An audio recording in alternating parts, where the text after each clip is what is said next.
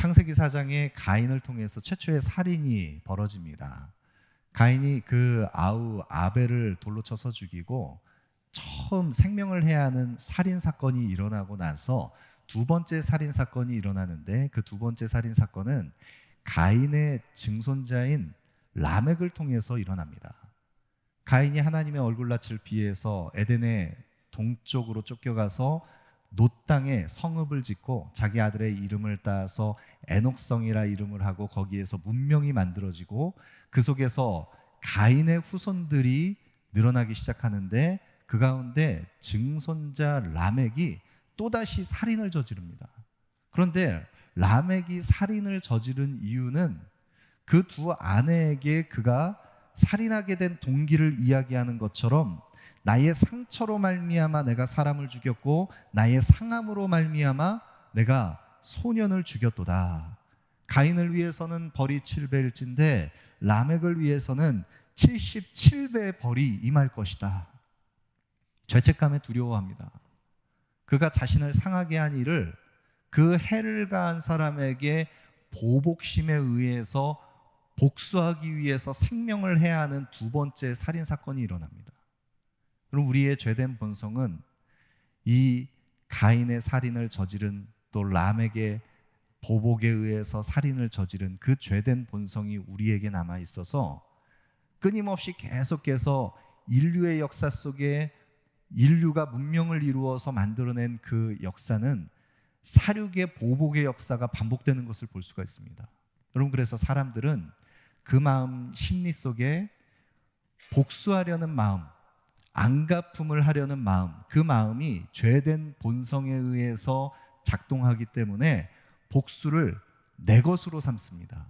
내가 복수를 해야 한다고 생각하는 그 심리 속에 사람들은 보복하기 위해서 누군가에게 안갚음을 할 때는 자신이 받은 그 해, 자신이 받았던 그 상처, 그 정도까지만 복수하려는 것이 아니라 그 보복하려는 심리 속에 내가 받은 것보다 배는 갚아주려고 하는 그 안갚음의 심리가 우리의 죄된 본성 속에 있습니다.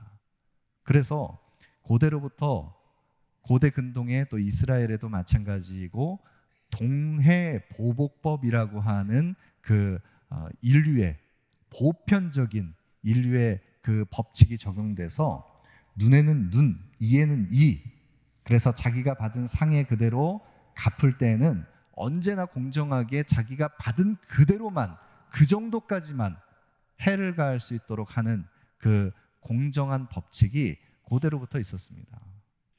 인간의 죄된 본성은 내가 조금이라도 내가 손해를 보고 내가 조금이라도 해를 받았다면 오히려 더 많은 그 폭력과 그 힘으로 그를 갚아주고 억누르려고 하는 것, 그것이 우리의 본성입니다. 근데 오늘 본문에서 다윗은 사울을 향해서 이 죄된 본성을 따라서 행하는 것이 아니라, 자신의 본능대로 행하는 것이 아니라 하나님의 섭리를 이루어가는, 하나님의 뜻을 이루는 다윗의 모습을 살펴볼 수 있습니다. 여러분, 다윗의 전생애 속에서 다윗의 그 하나님 마음에 합한 하나님의 사람으로서의 그 모습이 증명되는 순간 가운데 한 장면이 오늘 본문의 사건입니다. 다윗이 하나님의 말씀을 따라서 그일라 성읍을 도와주지 않아도 무방함에도 불구하고 그일라 성읍을 블레셋의 손에서 구합니다. 그런데 말씀이 또다시 그일라 성읍 사람들이 다윗을 배반할 것을 말씀해 주십니다. 그런데 다윗은 그일라 성읍에 대해서 선대하였는데 그것을 악으로 되갚는 그일라 사람들에 대해서 똑같이 악으로 갚아주지 않고 광야로 나아갑니다. 조용히 광야로 나아갑니다. 그 광야에서 또다시 자기 동족인, 자기 지파 출신인 그 10사람들이 10광야에서 다윗의 행적을 또다시 밀고 해서 사울이 추격하게 됩니다. 사울의 추격을 받고 다윗이 이제 생명을 위협받는 이 위험한 순간에 하나님께서 블레셋 군대를 일으키셔서 이스라엘을 치게 하셔서 블레셋이 이스라엘을 침공했다는 소식을 듣고 사울이 그 추격대를 돌이켜서 블레셋을 쫓아갑니다. 또다시 하나님께서 다윗의 생명을 보존하십니다. 여러분, 이 광야에서의 다윗의 이 방랑하는 이 여정, 이 연단의 과정을 보면 다윗이 목적지도 없이 향방 없이 이 광야의 이 시련을 겪어내는 것 같습니다. 정처 없이 지금 떠돌아다니는 방랑자와 같이 광야의 도망자로 유리하는 자가 되는 이 다윗의 모습. 그러나 다윗의 생애 속에 한순간도 정확하게 하나님께서 그의 삶을 인도하시지 않은 순간이 없었습니다. 여호와는 나의 목자시니 내게 부족함이 없으리로다. 다윗이 평생의 그 선하심과 인자하심이 자신의 생애 가운데 하나님께서 함께 하셨다는 것을 고백할 수밖에 없는 하나님의 인도하심이 다윗의 생애 속에 있었기 때문에 다윗은 한순간도 인생의 여정 속에서 방향을 잃어본 적이 없습니다. 오히려 방향을 잃은 자가 있다면 지금 다윗을 사로잡기 위해서 혈안이 되어 있는 사울이 그 강팍한 마음으로 하나님의 인도하심을 따르지 못하고 방향을 잃어버린 것입니다. 다윗은 광야 한복판에 있지만 말씀의 인도하심을 따라서 하나님의 지도를 따라서 정확하게 한순간 한순간을 나아가고 있습니다. 그런 다윗의 삶을 하나님께서 보호하십니다. 오늘 본문의 말씀은 다윗을 사로잡기 위해서 추격대를 쫓아서 다윗을 사로잡으려고 나아갔던 사울이 블레셋 군대의 침공 소식을 듣고 블레셋을 쫓기 위해서 나아갔다가 다시 돌아온 이후의 사건입니다. 오늘 본문 1절과 2절을 보시죠. 사울이 블레셋 사람을 쫓다가 돌아오매 어떤 사람이 그에게 말하여 이르되 보소서 다윗이 엔게디 광야에 있더이다 하니 사울이 온 이스라엘에서 택한 사람 3,000명을 거느리고 다윗과 그의 사람들을 찾으러 들염소 바위로 갈새. 어떤 사람이 또다시 다윗의 행적을 밀고 했습니다. 다윗은 끊임없이 사람들에 대해서 배신을 당합니다.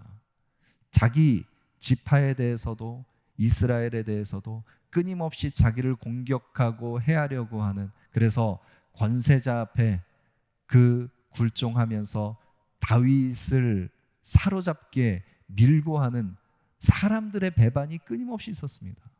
광야 속에서 광야의 시간도 다윗에게 있어서 견디기 힘든 시간인데 사람에 대한 실망, 이후에 이스라엘의 왕이 되어서 그들을 품어야 했던 다윗이 끊임없이 사람에 대한 실망감 견딜 수가 없습니다. 그런 다윗을 어떤 사람이 다윗의 행적을 또 밀고 해서 사울이 다윗을 쫓기 시작하는데 택한 사람 3,000명을 불러서 3,000명의 추격대가 지금 다윗을 쫓고 있습니다. 그런데 다윗을 잡기 위해서 나온 사울이 들염소 바위 곁에 갈 때 들염소 바위 곁에서 3절 말씀해 보시면 길가 양의 우리에 이른즉 굴이 있는지라 사울이 뒤를 보러 들어가니라 다윗과 그의 사람들이 그 굴 깊은 곳에 있더니. 사울이 광야의 그 엔게디 숲을 가운데 광야 한복판에서 들염소 바위라는 지역 옆에 길가에 양의 우리가 있는 동굴에 사울이 뒤를 보러 들어갔다. 뒤를 보러 들어갔다는 이 표현을 직역하면 발을 감추기 위해서 들어갔다, 발을 가리러 갔다, 이런 표현입니다. 이 표현은 용변을 보기 위해서 나아갔다라고 하는 표현의 완곡한 표현인 것입니다. 사울이 지금 용변을 보기 위해서 굴로 들어갔는데 지금 이 급한 용변을 보기 위해서 굴로 들어가는 사울을 보호하고 옆에서 호위하던 이 군사들은 이 용변을 보기 위해서 들어간 사울이기 때문에 굴 입구에서 사울을 지킵니다. 함께 따라 들어가지 않습니다. 여러분, 그런데 밝은 곳에 있다가 어두운 곳에 들어가면 우리가 다 느끼는 것처럼 금세 시력이 돌아오지 않습니다.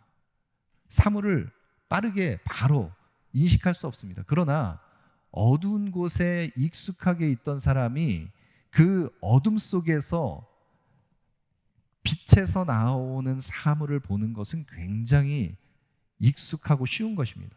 지금 이 굴 안에 다윗과 다윗의 사람들이 숨어 있었습니다. 사울은 그것을 알지 못했습니다. 여러분, 사울과 같이 자신의 지금 신변에 지금 다윗을 향해서 위기감을 느끼고 자기의 그 신변에 위협을 느끼는 이 사울이 수색대를 보내서 미리 굴을 살피지 않았다는 것도 의아한데, 그런데 사울이 지금 홀로 지금 굴에 들어가는 그 상황입니다. 다윗의 목을 베기 위해서 지금 추격대를 쫓아서 3,000명을 일으켜서 나온 사울이 오히려 지금 자기 목을 내어놓고 다윗 앞에 나아가고 있는 것입니다. 여러분, 이 상황이 우연히 이루어졌다라고 하기에는 다윗에게 있어서는 이 상황은 너무나 중요한 절호의 기회인 것입니다. 여러분, 그때 다윗의 사람들이 4절 말씀해 보시면, 오늘 본문 4절입니다.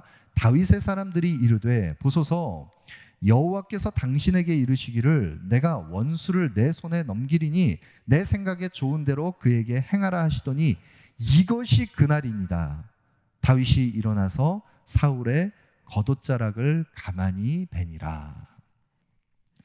다윗의 사람들이, 다윗을 따르는 이들이 다윗에게 권면합니다.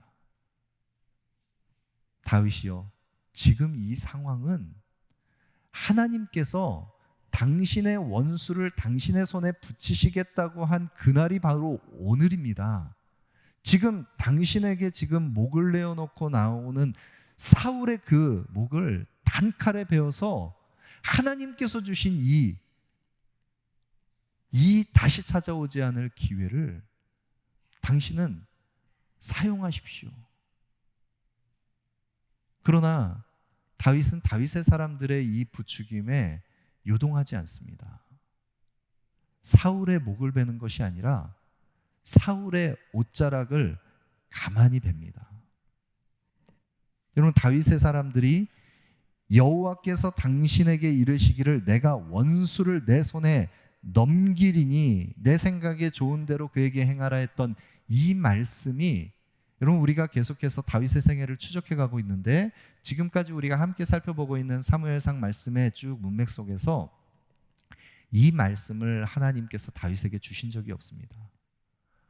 물론 수많은 전투의 현장에서 다윗이 대적 앞에서 하나님께서 다윗을 보호하시고 지키시겠다고 하신 약속의 말씀을 주셨을 수 있습니다. 그러나 성경 어디에도 다윗의 대적이, 다윗의 그 원수가 사울이라고 하나님께서 명시하셔서 사울의 목숨을 다윗에게 주겠다라고 말씀하신 적이 없습니다.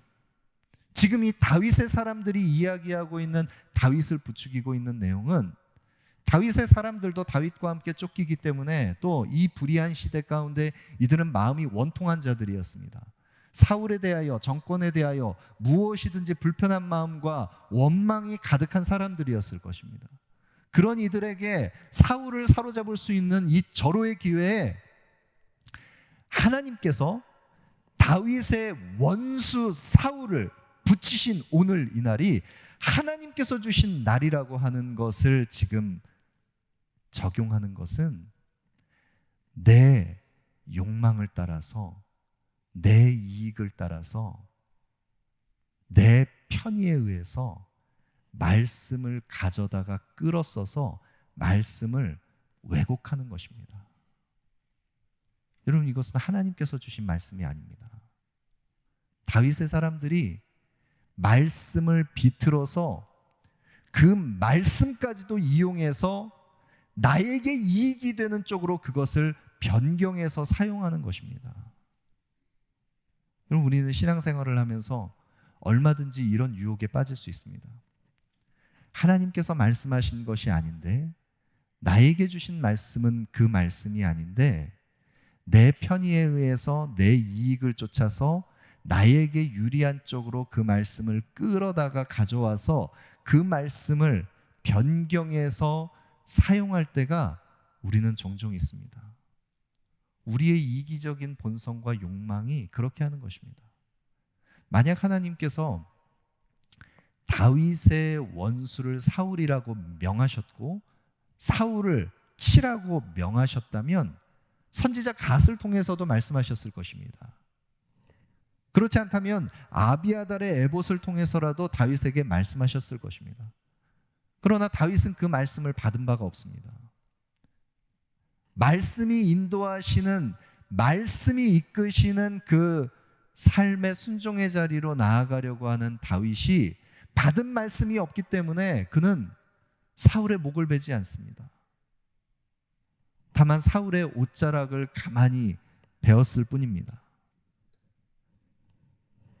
여러분, 성도는 눈앞에 보이는 이익을 쫓아서 내 실리를 쫓아서 선택하고 결정하는 자가 아닙니다. 성도는 누구입니까? 성도는 부르심의 고백을 따라서 광야와 같은 우리 인생의 여정 가운데 사람이 떡으로만 사는 것이 아니라 주의 말씀으로 살아가는 존재인 것을 고백하면서 말씀을 따라 광야와 같은 인생의 이 시간을 말씀의 인도하심을 받아서 살아가는 것, 그것이 성도입니다. 그렇기 때문에 성도는 실리를 쫓아서 살아가는 사람이 아니라 말씀의 가치를 따라서 살아가는 사람들입니다. 내 이익보다 더 소중한 것은 하나님 나라의 가치입니다. 하나님께서 기뻐하시는 뜻입니다. 그 말씀의 가치를 쫓아서 말씀이 인도하시는 대로 순종의 자리로 나아가는 자가 바로 성도인 것입니다. 내게 이익이 되는 눈앞의 실리를 쫓지 않고 말씀을 따라 순종하기를 원하는 하나님의 사람 다윗을 통해서 하나님께서는 하나님의 섭리를 이루어 가십니다. 약속의 말씀을 이미 다윗에게 주셨습니다. 이스라엘의 기름 부음 받은 왕으로 세워질 것을 다윗에게 말씀하셨습니다. 그러나 그 때가 언제일지, 어떤 방법으로 하나님의 뜻을 이룰지 그것을 알 수는 없습니다. 하나님의 시간과 하나님의 방법을 알 수 없지만 다윗은 분명히 알고 있습니다. 약속의 말씀 안에서 그는 이스라엘의 왕으로 세움받을 것을 알고 있습니다. 그런데 그가 또 분명히 알고 있는 것이 있습니다. 지금 현재 이스라엘의 기름 부음 받은 왕으로 세워진 것은 사울이라는 것입니다. 그에게 있어서 사울은 대적 원수가 아닙니다. 하나님께서 이스라엘의 왕으로 세운 이스라엘의 왕입니다. 기름 부음 받은 왕입니다. 그를 내 손으로 해야 하는 것은 하나님의 뜻이 아닙니다. 하나님의 말씀하신 바가 아닙니다. 그렇기 때문에 그는 잠잠히 머물러 섭니다. 하나님의 시간을 기다려야 합니다. 하나님의 방법이 어떻게 이루어질지 알 수 없지만 말씀하시는 대로 순종하며 나아가야 됩니다. 그러할 때 하나님께서 말씀을 따라 행하는 다윗을 통해서 어떤 일들을 이루어 가십니까? 하나님의 구원의 섭리를 다윗의 생애를 통해서 이루어 가십니다. 여러분, 다윗의 생애를 통해서 이루어 가시는 구원의 섭리가 얼마나 놀랍게 하나님의 구원 계획 가운데 성취되는지 이 다윗의 생애를 해석하는 조나단 에드워즈의 해석을 보면 다윗이 그 수많은 전투의 현장에서 골리앗의 칼 앞에서 수많은 대적들의 위협 앞에서 사울의 추격 앞에서 다윗이 그 생명을 보존할 수 있었던 것은 마치 심판 때의 노아의 방주 안에 노아와 그의 후손들의 생명의 씨를 보존하신 것처럼 하나님께서는 다윗의 전 생애를 지키시고 보호하셔서 다윗의 후손으로 오실 예수 그리스도를 통해서 성취될 구원의 섭리, 그것을 이루셨다. 다윗의 생애를 보호하심으로 하나님의 구원의 씨앗을 다윗의 삶을 통해서 감추시고 숨겨두셨다. 말씀을 따라 행하는 삶을 통해서 하나님의 섭리를 이루는 것입니다. 여러분, 가치를 쫓아서 하나님 나라의 가치를 따라서 말씀 안에 행하는 하나님의 사람들을 통해 하나님은 하나님의 구원의 섭리를 이루어 가십니다. 여러분, 우리의 삶에도 그 하나님의 뜻이 이루어지기를 소망합니다. 가치를 쫓아서 살아가는 우리의 삶 가운데 하나님의 구속의 섭리를 이룰 수 있는 삶으로 우리의 삶이 아름답게 드려지기를 소망합니다. 여러분, 말씀을 따라서 살아가는 삶, 가치를 따라서 살아가는 삶, 눈앞의 실리가 아니라 말씀이 인도하시는 것을 따라서 나에게 당장 이익이 되지 않아도 그 가치를 쫓아서 살아가는 삶은 어렵습니다. 그렇기 때문에 이 말씀을 쫓아서 살아가는 삶을 살아가기 위해서 우리 안에 말씀의 가치를 소중하게 여길 수 있는 또 다른 우리 속에서 움직여야 하는 기준이 필요합니다. 우리의 마음에 작동해야 하는 말씀의 가치를 쫓기 위해서 우리를 이끌어가는 돕는 역할을 하는 또 다른 수단이 필요합니다. 여러분, 오늘 본문 5절 말씀에 보시면 그리한 후에 사울의 옷자락을 뱀으로 말미암아 다윗의 마음이 찔렸습니다. 사울의 옷자락을 조금 부분 벤 것만으로도 다윗의 마음이 찔렸습니다. 여러분, 이것은 무엇을 의미하는 것이냐면 다윗은 사울이 지금 현재 기름 부음 받은 왕이라는 것을 알았습니다. 그러나 그의 뒤를 이어서 그가 이스라엘의 기름 부음 받은 왕으로 세워질 것을 알았습니다.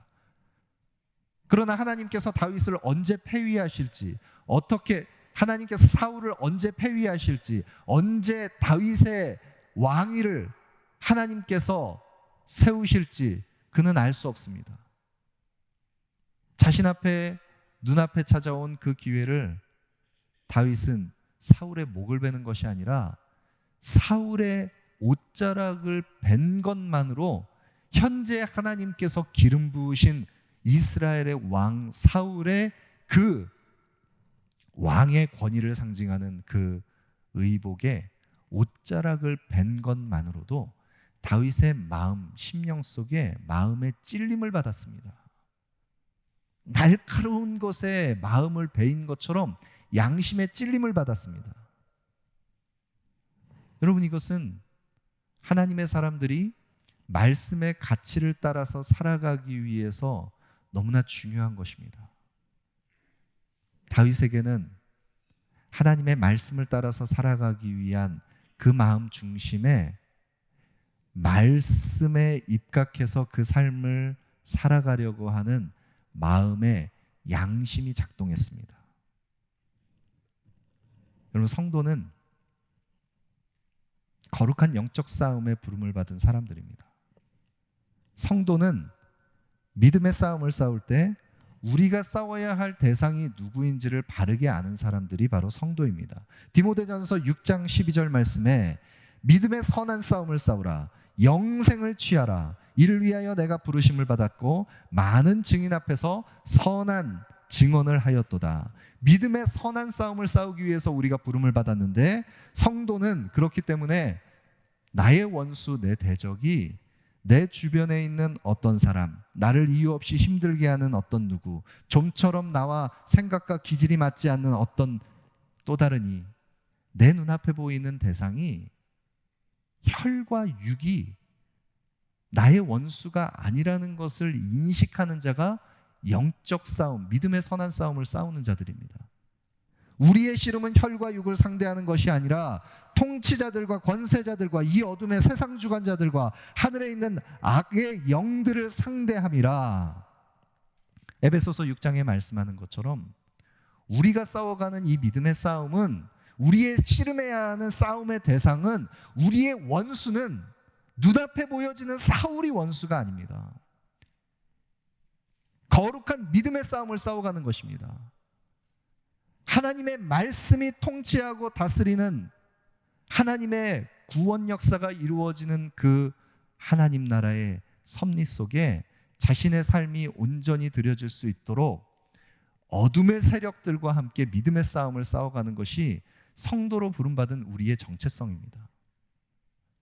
여러분, 그럴 때 이 믿음의 선한 싸움을 싸워가기 위해서 디모데전서 1장 19절에는 바울이 그의 영적 아들 디모데에게 믿음과 착한 양심을 가지라. 어떤 이들은 이 양심을 버렸고 그 믿음에 관하여는 파선하였느니라.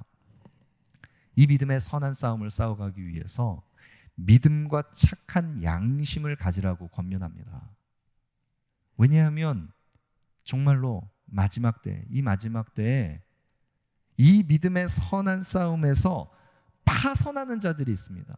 후메네오와 알렉산더와 같이 믿음을 저버리고 오히려 어둠의 세력에 사로잡혀서 그 믿음에서 파선한 자들이 있습니다. 그럴 때 우리의 마음을 지키기 위해서 우리에게는 선한 양심이 필요합니다. 믿음과 더불어 우리의 믿음을 더욱 견고하게 세우는 이 선한 양심. 그래서 바울은 교회의 지도자들을 세울 때 감독과 집사, 교회의 지도력을 세울 때 깨끗한 양심의 믿음의 비밀을 가진 자라야 할지니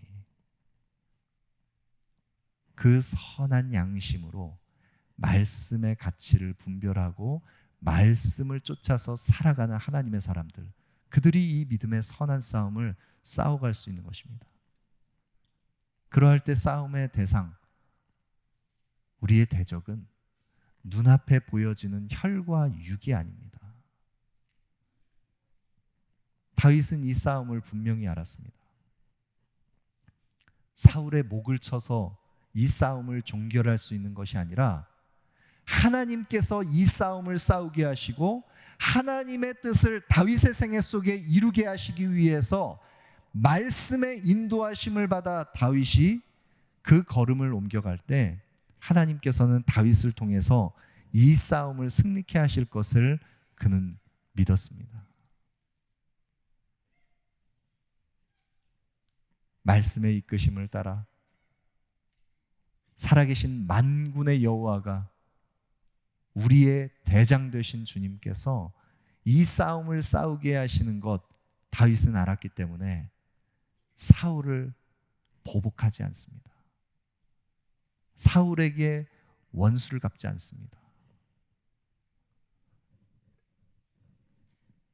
용변을 보고 이제 굴에서 나간 사울이 저 멀리 떨어져 있을 때 굴에서 나와서 다윗이 멀리 있는 사울에게 이야기합니다. 내 주 왕이여, 사울을 부르면서 땅에 엎드려서 절하면서 사울에게 간곡하게 호소합니다. 보소서, 내 주 왕이여. 다윗이 왕을 해하려고 한다는 어떤 사람들의 그 이야기, 어찌 왕은 그 이야기를 들으십니까? 내가 오늘 왕을 아껴서 왕의 생명을 보호한 것 당신이 아실 것입니다. 여기 내 손에 당신의 옷자락이 있습니다.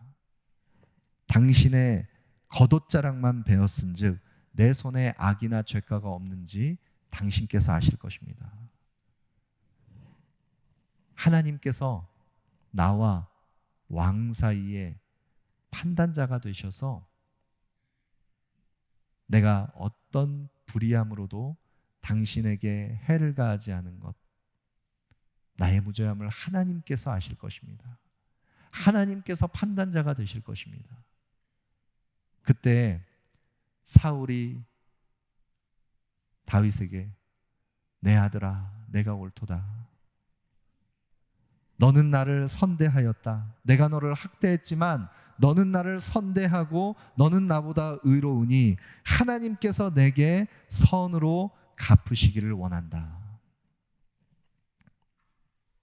모든 사람들이 다윗의 원수라고 여겼던 그 대적으로부터 다윗의 그 악을 선으로 갚았던 다윗의 그 선함을 인정받게 됩니다. 어떻게 그러한 일이 가능했습니까? 다윗은 자신의 대적을, 원수를 사울로 여기지 않았습니다. 그는 악에게 지지 않고 선으로 악을 이겼습니다. 이 싸움이 믿음의 영적 싸움인 것을 알았기 때문입니다. 그럼 우리의 생애 속에 우리 광야의 시간을 지나는 우리에게도 얼마든지 사람에게 실망할 수 있고 또 다른 인생의 여정 속에서 우리를 해하는 자들을, 우리를 넘어뜨리려고 하는 수많은 위협 앞에 우리가 노출되기도 하고 인생의 시련의 시간들을 지나갑니다. 여러분, 그럴 때 우리의 대적을 눈앞에 보이는 혈과 육 대상으로 보지 마십시오. 그리고 믿음의 선한 싸움을 싸우며 이 영적 전쟁에서 말씀이 인도하시는 대로 순종하며 나아가며 우리의 삶 속에 하나님의 구속의 섭리가 이루어지는 삶 살아가기를 원합니다. 악을 악으로 갚지 않고 도리어 선으로 악을 이기는 삶 살아가기를 원합니다. 우리의 원수는